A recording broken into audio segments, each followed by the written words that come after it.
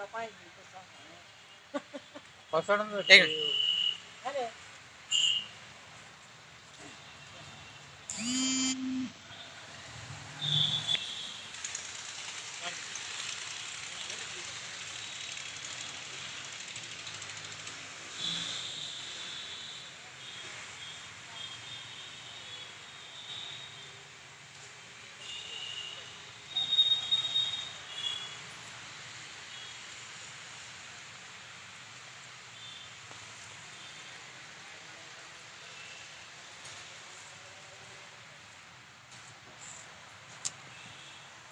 मेरा नाम ममता है। मैं अपने पिता को लेके आई थी यहाँ। पेट में ज़्यादा दिक्कत हो रही है। परसों आए थे हम, आज फिर बुलाए थे, फिर डॉक्टर तो पाए नहीं यहाँ, हड़ताल पे हैं। 5 बाण हम तो भाई भी को नहीं ना, दिहाड़ी मजदूरी पिलसन आओ बस पापा की और मम्मी की।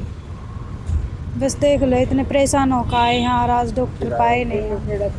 पिल्लू खेड़ा से आए, किराया लगा कर 400 रुपये किराया देंगे। बिस्तर डॉक्टर नहीं पाओगे तुम्हारा काम भी नहीं बनाएगा।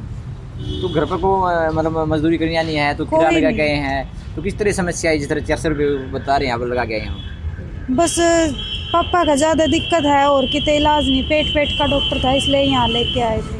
तो पैसे उधारे लेके आए रुपये? हाँ उधारे लेके आए, पिलसन तो आ नहीं रही। किसी पे लेके आए थे 400 रुपये की पिलसन है, आ जाएगी फिर दे देंगे।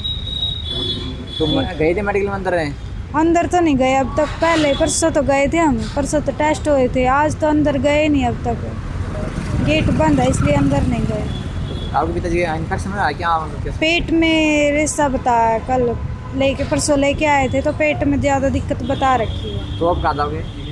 अब देखो इन्हीं की बाट में हड़ताल पे से आगे तो बाहर कुछ देखेंगे। क्या नाम आपका? पापा का ईश्वर नाम है। आपका? ममता। तो कितनी उम्र है आपके पिताजी की? मेरे पिताजी की 65 साल है। तो आप लेके आए हो? मम्मी और मैं दोनों लेके आए हैं। और घर घर पे कोई को नहीं, सब हमारे तो सारिया की बाणा की शादी भी हो रही है। मम्मी लाचार थी इसलिए मम्मी आ रहे, 2 बहन आ रहे। समस्या कहाँ है? बिशनपुरा से आई है जी। अच्छा जी। ऑपरेशन हुआ था, दवाई लेने के लिए आई थी। कौन सा हॉस्पिटल में आई? संजीवनी। तो ऑपरेशन हुआ था आपका? हाँ। कितने दिन पहले? 5 महीने। तो आज दिखाने आए थे दोबारा? हाँ दिखाने आए थे। तो क्या मिले डॉक्टर साहब? 9 को नहीं मिले थे क्या करे हैं? कि बंद है आज नहीं। डॉक्टर हड़ताल? हाँ हाँ जी। हड़ताल पे। तो परेशानी आई जी आने जाने में, वापस आओगे तो आने जाने में तो परेशानी है क्या जी? क्या क्या परेशानी हो रही है? आप आए इतनी दूर से आए हो, किराया लगाया है, क्या करते हो? क्या नाम जी आपका? रितिका नाम। ऑपरेशन किसी का था आपका? लड़की हुई थी सुपर। धन्यवाद जी। नारायण माजरा। नारायण माजरा से। हाँ। तो क्या दिक्कत थी आंटी? उल्टियाँ की थी, तकलीफ थी, मतलब सोजन की, पेट में सारा ही सूजन है? कहाँ? भारी भारीपना भारी पना है सारा ही। ईद तो फर्क है। और उल्टी लग रही है? उल्टी लग जाती हैं। और क्या क्या दर्द? दर्द तो की पेट में क्या है? दर्द तो की पेट में तेजाब और कुछ नहीं। तो डॉक्टर से मिले आप? नहीं मिले। तो क्या करे हैं? वो कल की कल की? आज कहाँ जा रहे डॉक्टर साहब? हड़ताल है? हाँ जी। हड़ताल। हड़ताल में है। हाँ तो इतनी दूर से आए, फिर समस्या तो होगी अपने आने जाने में? दिक्कत तो हो यार, मैं हूँ तो कितनी उम्र है आपकी? 75। उम्र कितनी आंटी? 75 75। तो घाटे थे फालतू को नहीं। क्या नाम आपका? छन्नो देवी।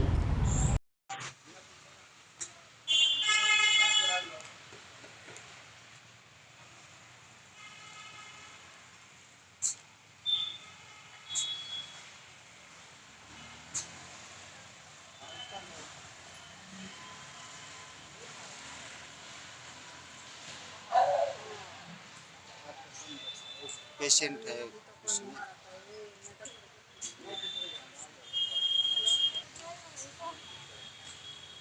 ये पेशेंट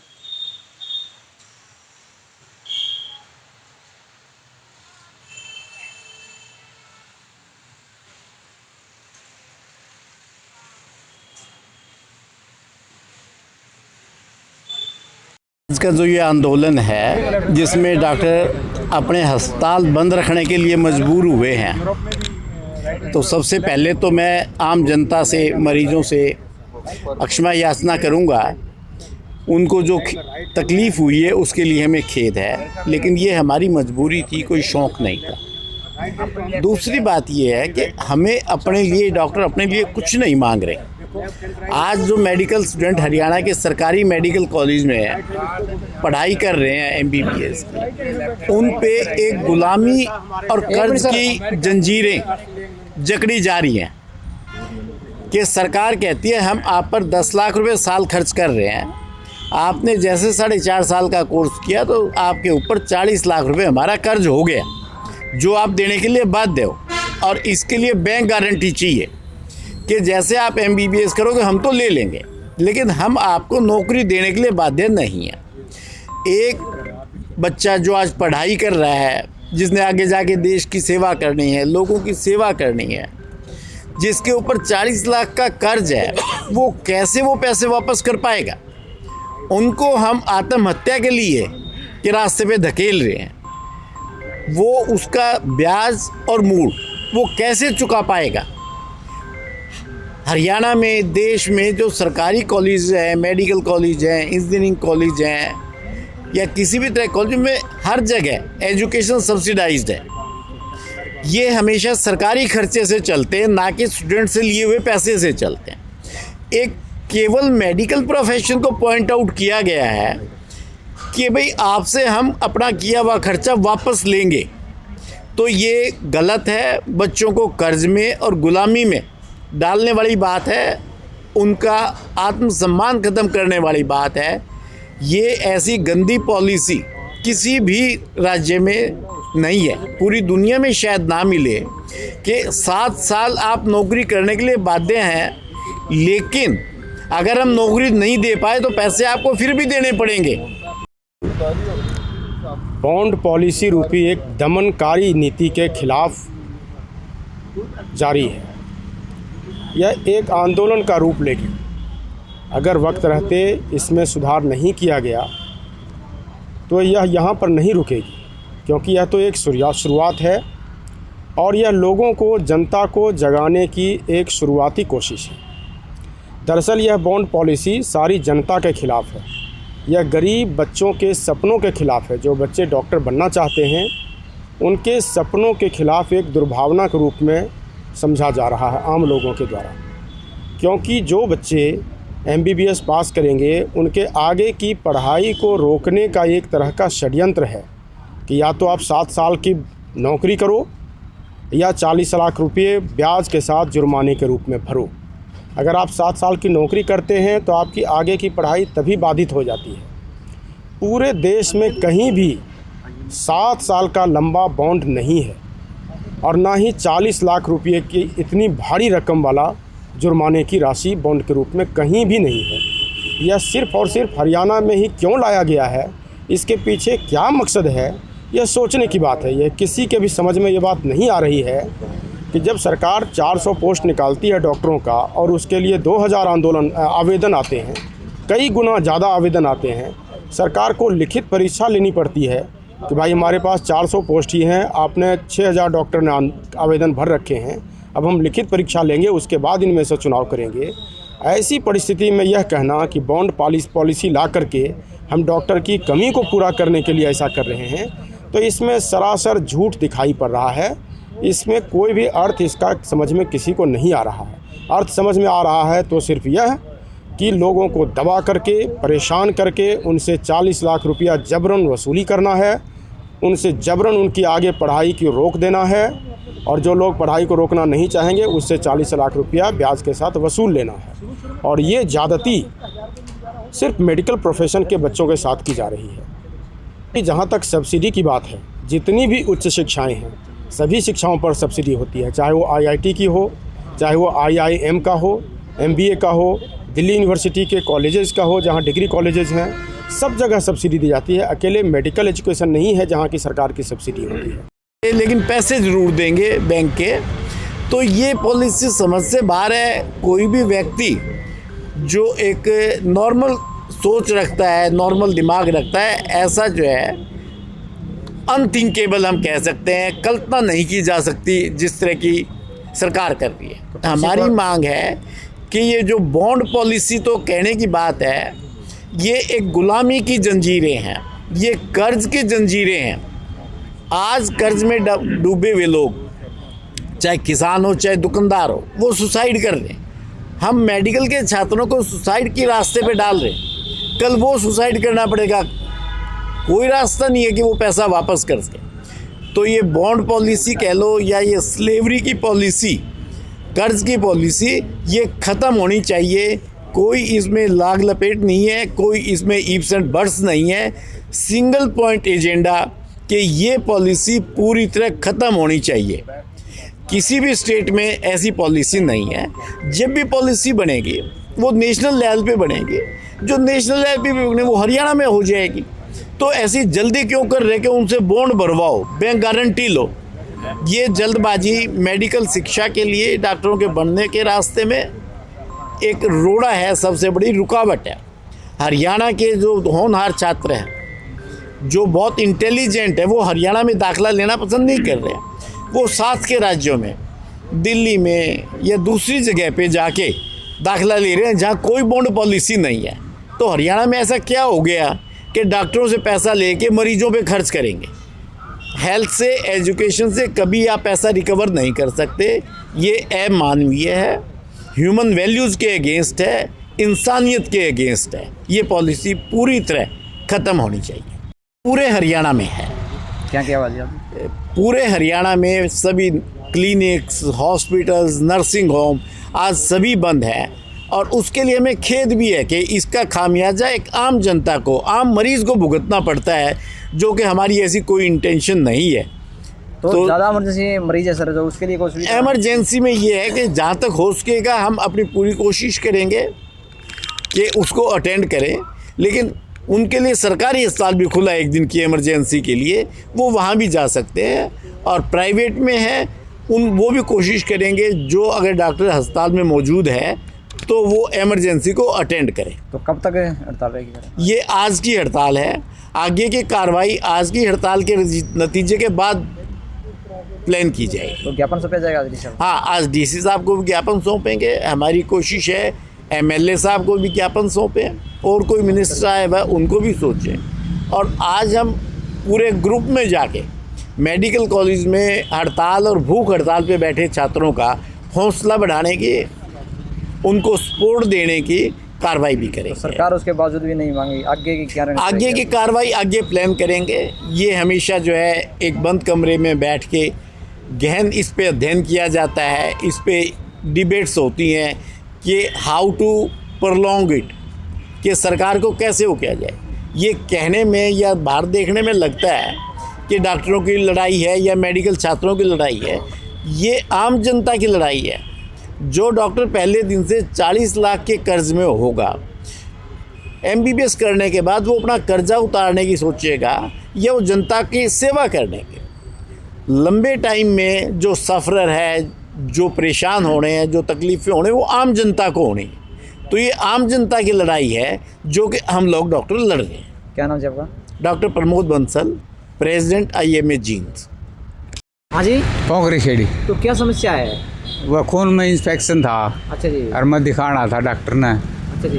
बस वो ही आज डॉक्टर बैठे नहीं। क्या कह रहे हैं? हड़ताल को बताओ हैं। अच्छा जी।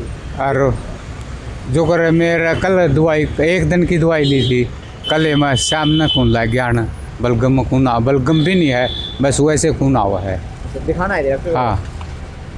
तो हार्ट के पेशेंट हो?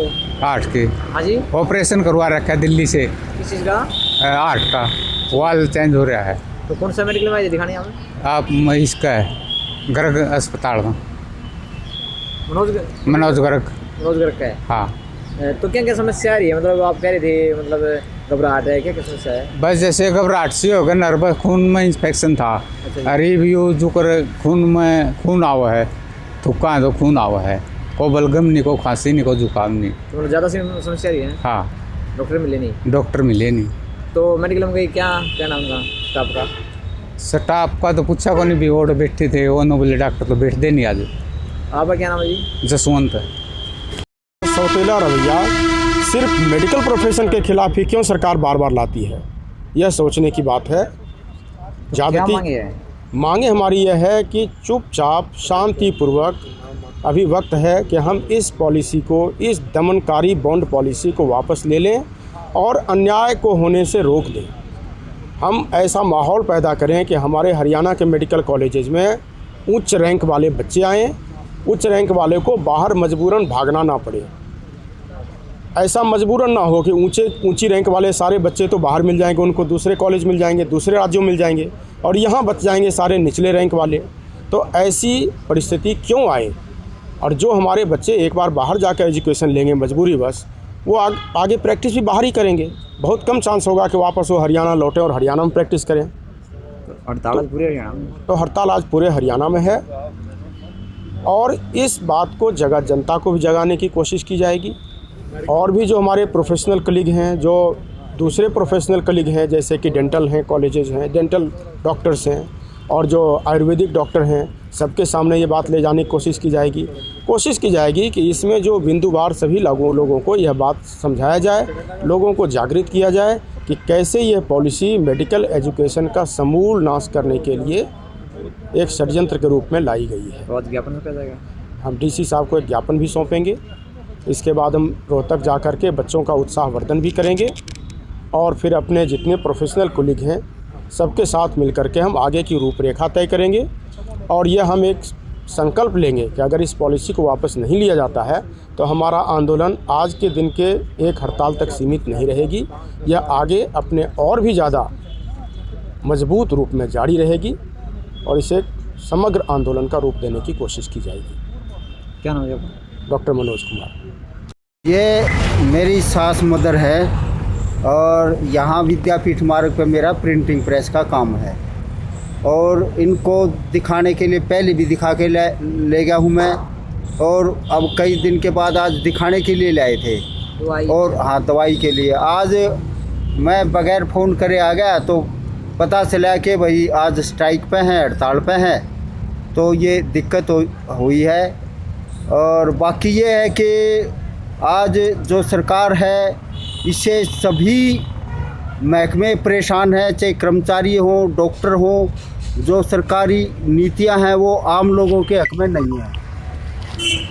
तो अब ऐसा रहना चाहिए जिससे आम आदमी को, मरीजों को राहत मिले, ऐसी योजनाएं सरकार को बनाए रखनी चाहिए। तो आज मेडिकल बंद होने का समस्या बनी है? हाँ बिल्कुल समस्या बनी हुई है और हम ये चाह रहे थे कि जैसे उल्टी वगैरह की है, तेजाब वगैरह बनता है, ये काफ़ी दिनों से परेशान है, इस रोग से काफ़ी पीड़ित हैं। पीछे दवाई लेगी थी लेकिन आराम तो है, लेकिन अब थोड़ा बहुत और रह रही है इनमें। तो कहाँ से आई है आपकी सास? ये माजरा प्याऊ से आई हैं और तो मैं इनको दिखाने के लिए लाया था आज। तो कौन से मेडिकल में लेके आई आप? यही जो ये डॉक्टर अशोक गुप्ता है, हाँ डॉक्टर अशोक गुप्ता के हॉस्पिटल में लाए थे। डॉक्टर तराना गुप्ता। हाँ तो हड़ताल पे गए हुए डॉक्टर? हाँ हड़ताल पे गए हुए। तो साथ में कौन आ रहा वहाँ से? कौन साथ? नहीं मैं ये आ गई थे मेरे पास कल और आज मैं लेके आया। तो कितनी उम्र है? ये 75 साल की एज है इनकी। क्या नाम है आपका जी? मेरा नाम सुधीर शास्त्री। बस मेरे भाभी को लेके आए थे यहाँ, पहले आए थे और फिर बोला अगर दो तीन दिन की दवाई दे दी, उसके बाद फिर बुलाए थे, आज चेकअप के लिए आए थे लेकिन वो है ही नहीं, बोला हॉस्पिटल ही बंद है। तो क्या दिक्कत थी आपकी? अब फिलहाल क्या दिक्कत है, वो घर जाएंगे, बंद है तो फिर। समस्या क्या थी? हाँ जी सीजर हुआ था, उसके हाँ दवाई लेने के लिए आए थे। तो डॉक्टर साहब क्या बोले? डॉक्टर साहब है ही नहीं, डॉक्टर साहब क्या बोलेंगे, बाहर वाले बोल रहे हैं कि बंद है। हाँ। तो कितनी दूर से आए थे आप? क्या कितनी दूर से आए थे, कहाँ से आए थे? जींद से यहाँ बिशनपुरा गांव से। तो बुलाए थे हम? हाँ बुलाए थे। क्या नाम होगा? मनीष नाम।